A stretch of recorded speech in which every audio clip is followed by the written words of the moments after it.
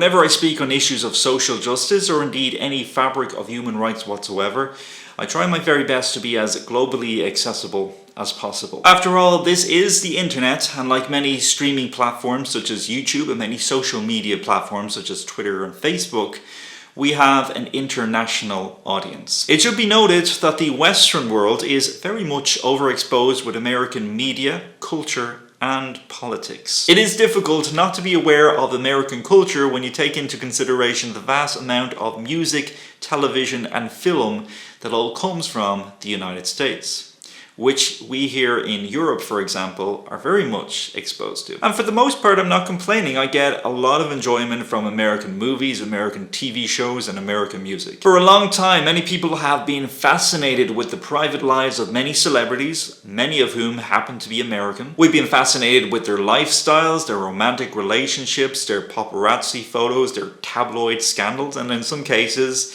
even their reality shows. But what the 2020 general election in the United States has illustrated to me, and actually this is not exactly new information, but it has really highlighted to me, it really emphasized the fact that a certain camp of conservatives in the United States really just do not like liberals and leftists from outside of the United States having opinions on American politics. Any outright claiming you have no opinion on this matter. See, that right there is a very interesting attitude coming from a community of people who take great pride in stating the fact that freedom of speech is enshrined into their constitution. They take great pride in having freedom of speech as a fundamental right, as they should. But there is very little use in feeling pride concerning freedom of speech if you can only support freedom of speech when it guarantees and secures your right to freely express your opinion, or when others are voicing the very same opinion as you. I have noticed that there are a lot of US conservatives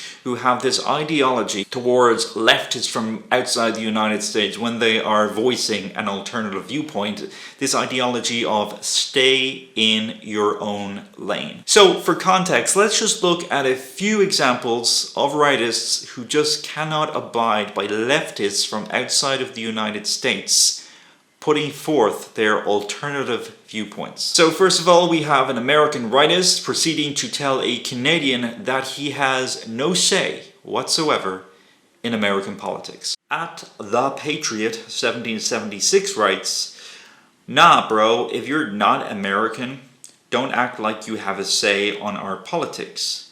The man never makes any sense." Now, while it is very true that if you are not an American, you cannot determine the outcome of the results of American politics, particularly when it comes to general elections. This is true. I've no problem whatsoever accepting that. But to suggest that one cannot have an opinion at all on the matter is just way off base. Especially when it comes to the very simple matter of advocating some basic human decency, in this case towards another individual who may have some public speaking issues. Then of course, this person has this to say. So at Crack Eric writes, "If you don't live in American and or a illegal, you don't really have a say in American politics, the end."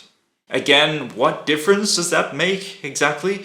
The thing is, if you're not American, you can't vote for general elections, you can't vote for any policy changes whatsoever. This much is obvious and nobody is trying to argue otherwise. This much we can agree on, but no matter where you are from, there are so many issues that are going on in the United States that are actually global issues. Take the issue of racism, for example. You think America is the only country on the entire planet that has a problem with racism?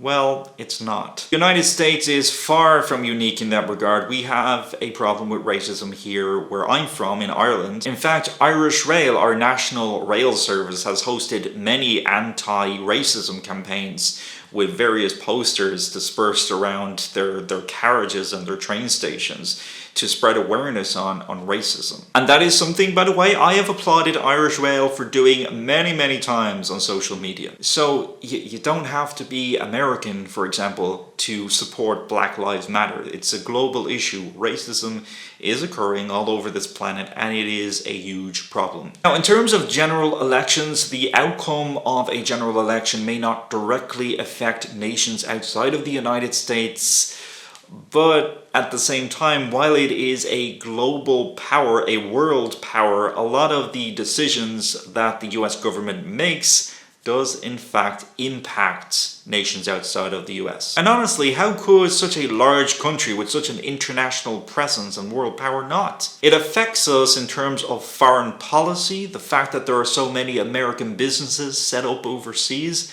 and it also affects us how America responds and how seriously it handles global warming. I know there's a lot of rightists out there who love denying climate change and global warming. Look, at the end of the day, that is just right-wing propaganda. I simply don't have time for that right now. I'm only interested in the facts. The point is, Donald Trump and the Trump administration decided to withdraw from the Paris Agreement, and that was a disastrous decision. A disastrous decision that has very serious consequences and implications for the entire planet. And even if all of these issues were not on the table, telling a non-American that they should not have the right to freely express their opinion on American politics, well, that's downright fascist in my opinion. Freedom of speech does not stop at a piece of legislation. It is part of humanistic philosophy. So from a philosophical point of view, every human being on this planet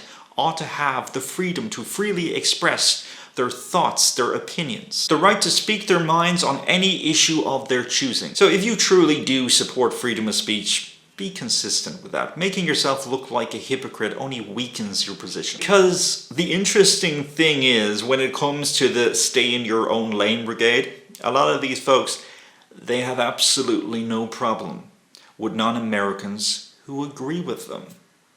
Now, why do you suppose that is? And that is where I'm going to leave today's video. Thank you so much for watching. Please feel free to share this video, especially if you are perhaps a non-American who is facing criticism from a conservative who is perhaps not taking it too kindly that you are voicing an alternative opinion. Or maybe just share the video anyway. I certainly will appreciate it. And feel free to comment, post me a video response, check out the video response tag down below in the description, and all of that good stuff. And until next time, everyone, freedom, peace, and love. Take care. Bye.